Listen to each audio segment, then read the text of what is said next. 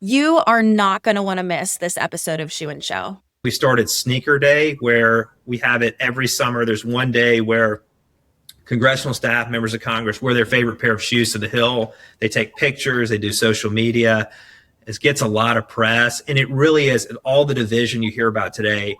It brings people together. Okay, I am so excited. This is Christie with FDRA, and I am so excited about our guest today. I am going to learn a ton. I already know. So please welcome to the show FDRA's own Thomas Crockett, Senior Vice President of Government Relations. Thomas, welcome back to Shoe and Show. Yeah, glad to be here. Always glad to be on Shoe and so excited to be a part of it today. Yeah, I am too. You have a fascinating background, law, Capitol Hill, and now footwear. Walk us through how you got here. Yeah, so I started out, I'm from Alabama. I went to Auburn University and then Alabama Law School. Worked at the district attorney's office after that for about a year and a half. And then I moved to DC, worked for a member of Congress for 5 years. And then he was retiring. I was looking to transition off of the Hill. And Matt and Andy from FDRA were actually looking to bring in somebody in-house to work on government relations issues for FDRA. So the timing was perfect. I've been with FDRA for 12 years now. That is so exciting. Did you ever imagine yourself in the footwear industry? I did not. I did sell shoes when I was in college. I worked for Hibbett Sports then, but I didn't think then, or even shortly after that I'd be working in footwear. I was always interested in international trade. It's a fascinating issue now more than ever. That's the number one issue for footwear. So that's an area that was of interest, but I didn't think so. But once you get in it, you realize just how connected we all are, how much we call it the footwear family. You join one of our weekly calls on Tuesdays, and you really see that. You see how, fun and laid back and, how much of a footwear family it really is. So, we have a lot of fun, and it's a great industry to be a part of. Totally. Jolie talked about that too, about the footwear family and the community. So that is a reoccurring message across the board. For listeners who may not be familiar, what does government relations actually mean for a trade association like FDRA? And what does it matter to the everyday footwear brand?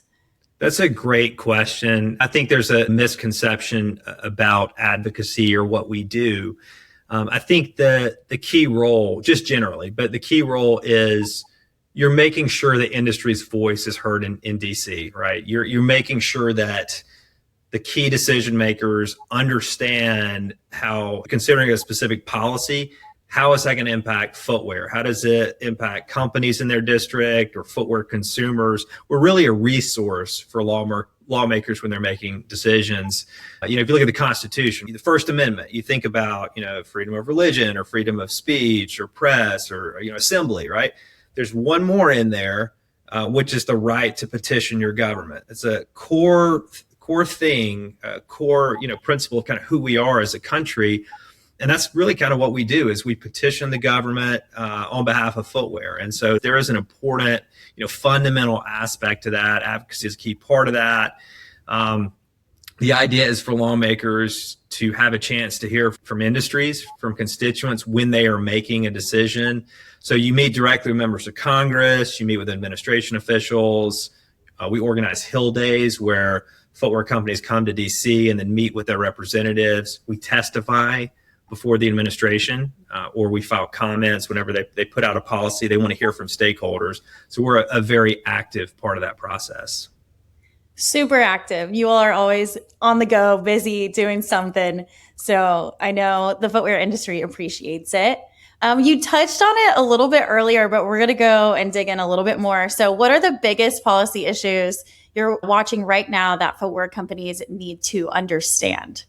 So I would say like tariffs. They're the top three issues right now. And there's so much to unpack with that right now it is consuming all of our time. It is, I know everybody that's listening to this that works in footwear is dealing with the issue of tariffs, but just within that one big issue, there's so many other issues that we're watching. So First is like tariff refunds. So the Supreme Court declared that the emergency tariffs the administration put in place under what's known as the International Emergency Economic Powers Act declared those illegal. And so the first issue is the refund process, right? So companies have to be made whole. They have to be paid back. And so first of all, how are we going to ensure that that process is smooth, that companies are made whole? The administration is actually now challenging that in court, having to pay back all of the refunds. So a lot of questions around that. So refund process, first issue. And then second is the tariff rebuild. So when the Supreme Court struck down the tariffs, the administration is working to put those back into place through other processes like what's known as the 301 process, a more established way to do that. There are multiple parts of that. And I think a lot of people don't realize the tariffs are coming back very, very soon, end of July, August. So people see the headline, they see it say Supreme Court say tariffs are illegal. They don't realize that they're coming back. So that's like part two of it. Another one is also tariff relief. So the administration has granted some relief to items like beef or to certain ag products, recently HVAC systems, as well as agricultural equipment. So what about footwear? What about consumers? What about back to school? What are some creative approaches or ways that we can go in and say, here's a way that you could provide relief for consumers and for companies as we head into back to school? Then also, interestingly, most recently, President Trump and Chinese President Xi made a deal for tariff relief for Chinese goods that are non-sensitive. And so they've created a whole process for that. So we'll weigh in with that. We will come in when it comes to footwear and, play an active role there and making sure the industry's voice is heard in that process. The Iran war, that's another one. So footwear is impacted multiple ways with oil prices. So first off, you look at the material of a shoe. People may not realize that there's so many materials that are petrochemical based. In a synthetic shoe, it's 70% of materials are petrochemical based. And then also Asian countries where a lot of footwear is produced, they're more exposed to the oil shock. And then also with high gas prices, consumers have less money to spend on shoes. So we're really hit multiple ways there. So tariffs, again, top issue, but within that, there are even more that we're exploring, but those are kind of the top, 4 or 5 issues within that we're watching right now. Yeah, that's a lot. Everything that you just went over, you touched on a lot of it on how that shapes your work. And I'm sure there's so much more to that as well. What are we hearing from members right now regarding the tariffs? Just footwear companies, there's a tremendous amount of uncertainty. And so we put out, we do a tariff alert email anytime there's breaking news. And there's been a lot of, you see headlines on things, and we try to explain it and keep it simple so that people can really kind of know what's important and understand the key takeaways. But there's been so much confusion. So I think just helping to answer the questions and provide some clarity. We don't have all the answers. We don't know when, for example, the tariff rebuild, when exactly that's going to hit. We think we know. But I think a lot of it is just trying to provide some certainty during a really chaotic time. Yeah, certainly. Oh my gosh.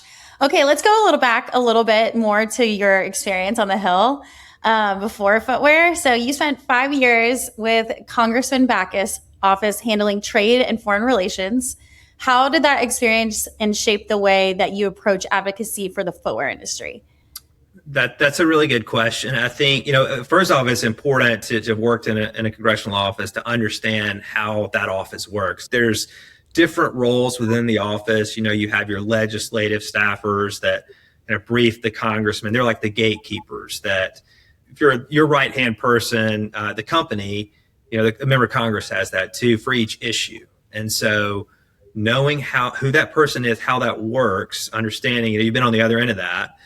There's a scheduler that manages every minute of a representative's day. And so knowing, what you should say to them or not say to them, or how to get through, knowing how to communicate, what's effective and what's not. They have so many meetings each day. And so you're one of many, many meetings. And so understanding, okay, what's going to break through, what are some ways to really drive our point home, that's important.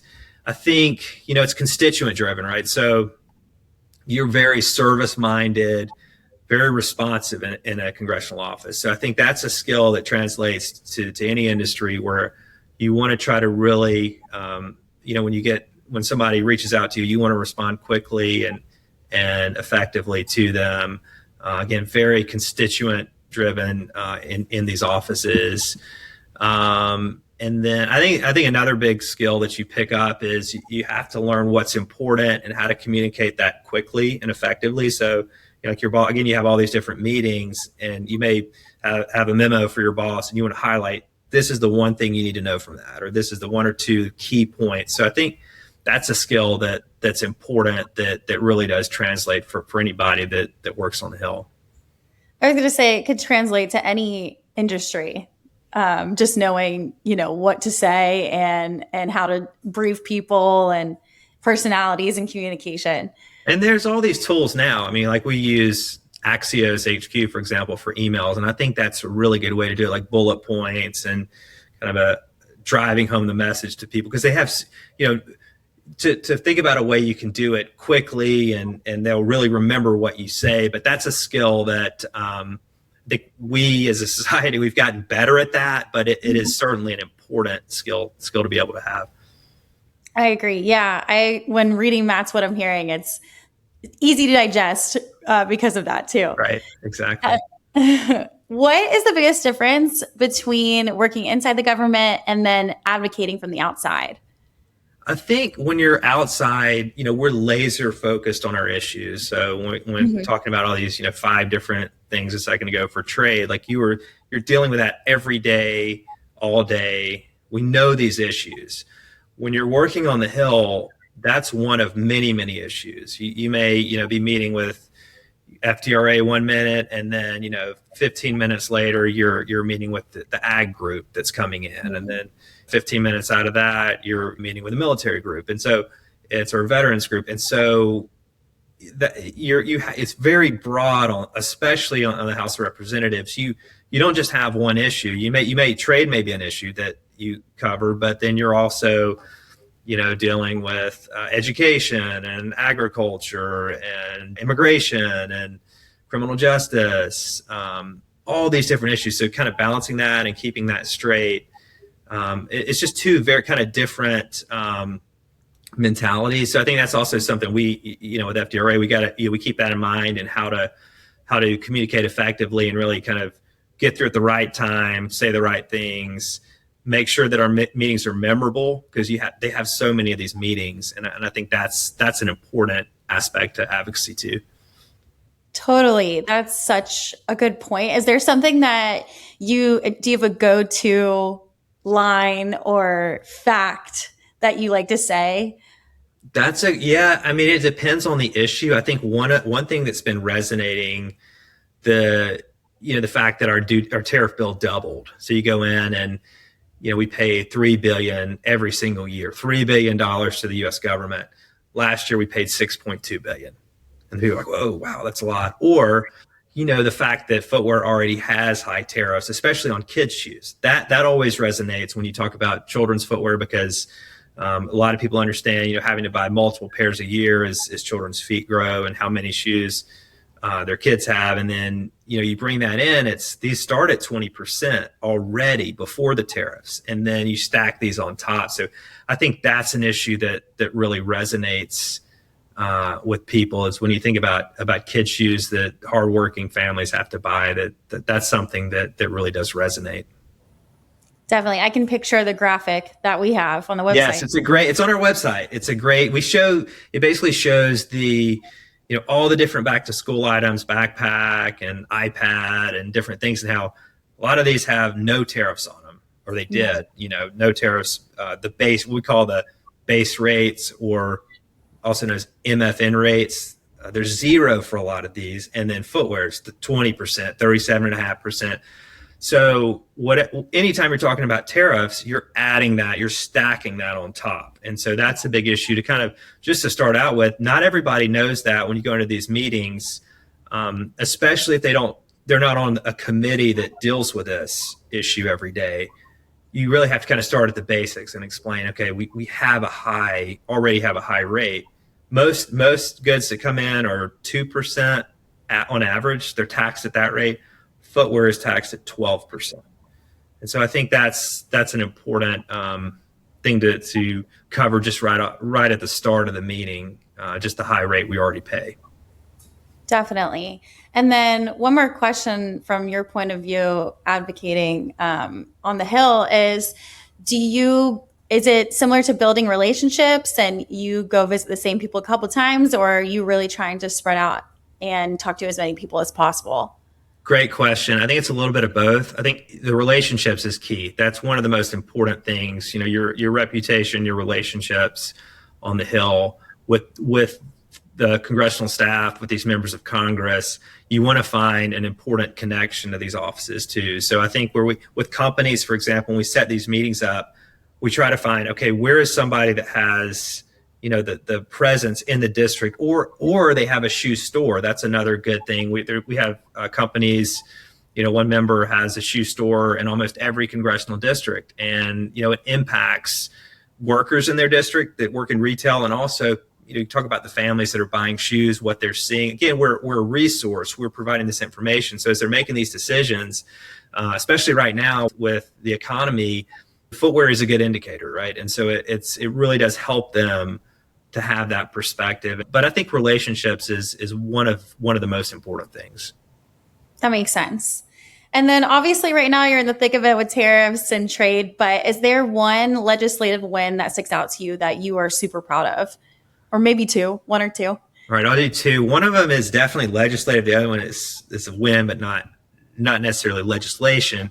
But we did get some tariff relief during the first Trump administration for footwear. It's called the miscellaneous tariff bill. It is a very rigorous process. It goes through multiple steps, through the International Trade Commission and then through members of Congress. And we got 60 plus different items to get this relief in the environment. You remember the environment during the first Trump administration when it comes to trade. We were able to successfully do that for footwear, and so that was a big achievement. The other thing, this is more of a fun thing, but we created the sneaker caucus. We worked with Representative Moskowitz from Florida, who we talked to him about creating. He had this idea of more of an informal caucus. He loves sneakers. He's a big collector and wanted to find others in Congress who shared that connection. And we suggested to make it formal. Why not just have an official caucus? And it was bipartisan. It is bipartisan. And so it really is a neat thing. We started Sneaker Day, where we have it every summer. There's one day where congressional staff, members of Congress, wear their favorite pair of shoes to the Hill. They take pictures, they do social media. It gets a lot of press. And it really is, all the division you hear about today, it brings people together. It's a fun activity where you see Republicans and Democrats like showing each other their shoes. And, we've done a lot around. We have a page on our website where you can link to that. You can check out the Sneaker Caucus. We're gearing up to do another one. We bring in a guest speaker. We brought in Dwayne Edwards, Wilson Smith, famous sneaker designers to talk about sneaker design, innovation, culture. Really a great chance to educate through that. And it's, it's great for FDRA as well. It is. I had such a fun time last year participating. It was so cool just to be on the Hill and seeing everybody connect through shoes, through sneakers. It truly is goes back to the footwear family. It brings that onto Capitol Hill. So I completely agree. It's a win for sure. Yes. Not legislation, but I think anytime, even I remember, year 3 of this, or maybe it was even year 2, like walking around and then hearing congressional staffers talking about it. Like they That's didn't know cool. we were a part of it or with FDRA. And they're like, hey, did you get, what shoes are you wearing? Or did you, did you saw the flyer right and all this?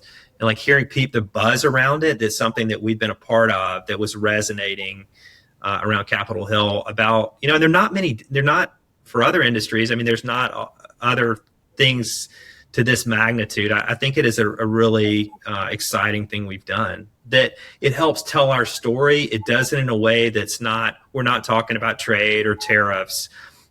We do emphasize job. Like the last one, we talked a lot about jobs, and we said, when you're considering policies, and you need to think about footwear workers, but it's really a way to bring people together and highlight the footwear industry. And then, it opens doors. It builds, back to the point about relationships, helps build relationships through that sneaker caucus as well. It does. I'm looking forward to it this year too. Yeah, I am too. I got to figure out which shoes I'm going to wear. I haven't decided. I think this year's neat because we're tying it into the World Cup. And so we've got a soccer theme. We're going to have a cleat display. We've got some surprises with it this year too that we're working on. So I think it's going to be a good event this year too. That's so cool. Yeah, I think I'm going to buy a new pair of shoes this year. Why not? I probably will too. I have some in mind, but I think it needs to be like connected to the soccer theme, right? Yeah. So I think have a couple in mind. I love it, especially with the World Cup. Okay, so and there's a match that day, so it's a great tie-in. Oh, that's perfect. It's perfect. We've already gone over so much great information. I feel like I'm going to need to listen to this episode a couple of times for it to really sink in. But now we're going to kind of shift into the bigger picture. What do most people in the footwear industry not understand about how much policy impacts their business? Or maybe they do. And what would you reiterate? I would say I would flip it. I would say, I think most people now do. Like, I think, maybe before that, I think now you get a tariff alert at midnight from us, or you see a news alert and it's going to completely shift your entire day. And then you're going to, you have a question about what exactly does it mean? Like, I think people are very aware now of how much Washington can impact their business. Like, I think but I would say it's the opposite. I think people that work in policy may not understand how much this impacts footwear. So I think it's more of, and that's our job, is to communicate that and to go in and explain, because I'm blown away sometimes going into an office and they don't realize that. And then, they come away from it saying, okay, we want to do something about this, or, wow, I never thought about that, or I didn't realize that, oh, wow, we import 2 billion pairs of shoes a year. So 6 pairs for every person. Wow, I knew I have a lot of shoes, but I didn't think about how big of an impact that is. And so I think it's the opposite. We all know how much of an impact Washington is, but, policymakers may not always realize specific policy impacts footwear the way it does. They should, but not everybody does. Yeah. And that's why it's so important that you are advocating on the Hill, and that your fact and your story stick out, because going back to what you said about, congressmen maybe not having or not knowing or having 20 meetings in one day, super important for them to know how much. Okay, one more question about this. If you could change one thing about the footwear industry and how we engage in Washington, what would it be? I would say let's get more people involved. I think, especially you think about all the stuff we just talked about, like with the tariffs and everything happening, there's maybe a natural reaction to be cynical and say, what difference is this going to make? And then I will say we did a Hill Day where we brought people in to meet with their representatives. We did that about a few weeks ago, and really positive, highly productive. I think everybody that every time we do it, people come out energized, and they say they're glad they are glad that they took the time to come to DC to do it, because you find that a lot of these lawmakers are sympathetic. They learn something that they didn't know. They want to do something, and the members of Congress and these congressional staffers. We're seeing that now. We're seeing this week there's a new letter campaign that we're working on. when it comes to some footwear tariff relief. There is also there was members of Congress that said, "Hey, I want to reach out to the administration on this. I will talk to them. I really want to have a meeting on this and really get into this issue with them." And they learned a lot. And so I do think I think more people, give it a chance, reach out to us. We'd love to involve you in our next lobby day, if you're an FDRA member. And so that's something I think we could do more of and just have more people involved in that.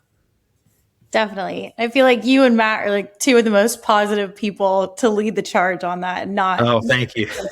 Yeah, it's true. Okay, so let's shift away. Let's get into your personal, life a little bit more. What do you like to do outside of work? So outside of work, spending time with the family, spending time with the kids. I like to read, love to read. So that's one of my favorite things. Running, working out, travel. I love to travel. Just going to see new places. Where's your next and then trip? Sport. Next trip. Oh, that's a great question. We haven't done that as much. I did it before kids. I felt like we went to some really neat, Spain and Greece, France, some really neat places. Love to do that again. But it's been a while where I've done that. But it's still top of the list. The sports too, obviously. I mean, I love the DC. DC has a great, as the Commanders, and Yes. gotten into hockey too, actually, this year. The Capitals. I've really gotten, after the Olympics, I really got into that. And anyway, so there's a lot to love about people just associate DC with politics, but it's a great sports town too. The Nationals, obviously, too, and baseball. There's some really, it's a good sports environment too. It is great sports town. There's a ton of great restaurants. Yes. There's just so much to do here. So I try to explain that. It's a really great place to live, and a lot of people they just associate it with the government or politics. But it's a great one of the best cities in America for sure. yeah, I totally agree. So we're doing this thing. It's a new thing, kind of a game. Okay. On Shoe and Show, a little easier than a game, but you are going to leave a question for your next guest. But first, I want to go over Jolie's question for you. Okay. All right. Okay. So Jolie's question is, what do you wish you could tell your younger self when you were starting your career? Man, that's a good question. I mean, I would say Washington is a really small place, and I've just been amazed, like, going back to the congressional meetings, you'll meet with somebody and there'll be a really low staffer, and then not that long, then they'll move up and they're high in administration right now. So you never know the importance of that single meeting. It may be, it's probably somebody that's right out of college, but these are very ambitious people that are going places a lot of times, and you don't know where they're going to end up. So I think that's an important thing to keep in mind. Each meeting is important. And, sometimes you think, oh, well, they're not, maybe they're not listening, or they're not asking questions. That's, I've heard that too from people, but you never know what kind of an impression you're making. Always important to keep that in mind. That's such great advice. I love that. I actually haven't heard that piece of advice before. So thanks, Thomas. Sure. And then what question would you leave for our next guest? Okay. All right. Do I know who the next guest is going to be? I guess I don't know, right? It's a surprise. Well, it's a surprise. Okay. I'll just say, how about what has been your favorite FDRA memory? Like the one memory, most memorable thing that stands out over your years at FDRA. How about that one? That's perfect. I can't wait to ask. Okay, we touched on it a little bit earlier, but what's coming up at FDRA that the industry should have on their radar? So we'll keep Sneaker Day. That's coming up. That's always fun. The other thing I didn't mention this, but twice a year we work with Customs and Border Protection to do a sample review. That's really, it's very like wonky or nerdy for our classification people, but it's very important. So there are, hundreds of ways to classify shoes, and they impact the tariff rates. So for example, a shoe that is athletic, if it's textile, is going to have a 20% tariff rate. A shoe that is non-athletic is 9%. And so that's a big debate at these events. You'll show what we do is we show a picture of a shoe, and then we ask the expert panel, which includes CBP, the decision maker at the agency who classifies these shoes, how would you classify it? And then everybody can debate about, everybody can ask questions. Well, what if you change this? Well, do you think that's athletic? Well, what about this? And so it's very lively. It's very fun. It's not recorded. We do it twice a year. It's digital too, which gives everybody a chance. Wherever you are, you can participate. So that's an event. It's watch for that, because I think there's a lot of value in that, and people usually get a lot out of it. So it's our digital sample review with CBP twice a year. That's so interesting. Do you think, as you were saying, athletic and non-athletic, do you think that is, and the tariffs associated with that, why there's been such a huge rise in casual, or maybe like a contribution to that? Yeah, and I think it's more the other way. It's like, people, the marketing team will, is not always in the same train of thought as the classification team. And so there have been times, for example, where somebody, they were like, this is non-athletic. It's clearly non-athletic. And you're like, what's the name of the shoe? And they're like, what's the runner? The marketing team was called it the runner, and then that's factoring in, it's like, well, maybe you shouldn't call it the runner. But it is a big issue, and it does drive up. It does make a huge difference in cost. So especially now, it's very, very important, and it's interesting. It's really interesting to see, all the different little bitty things can suddenly send it off in a different direction, and you don't want to end up with suddenly you do this and wow, it's a 37.5% tariff and just at the base rate, and then we're going to add on whatever else, the 20% and then the other 10%. So it's an important event to attend. Definitely. Looking forward to that. And then one last question. Where can listeners follow your work and stay connected with you at FDRA? So 2 ways. The weekly call every Tuesday at 2 p.m. Eastern time. If you're a member, hope you'll join us for that. It's kind of a catch-all where we, what you need to know for the week. And then our emails. So we have one on I do one on intellectual property once a month, on customs issues once a month, and then the tariff alerts. So if you're not getting that and you're an FDRA member, let us know. So anytime something happens, we will send out, try to keep it short and clear, but let you know what you need to know as soon as it happens. So you can email me, tcrockett@fdra.org, or maybe the best way, email info@fdra.org, and we'll get you added to those lists to get all our emails. Amazing. Thomas, thank you so much for taking some time out of your busy schedule. We really appreciate it. And with that, Shoe-In is out. Shoe-In has been brought to you by the FDRA, the Footwear Industries Association focused on retail, trade, politics, and fashion, helping create and enhance conversations on all things footwear. For information about FDRA, visit fdra.org.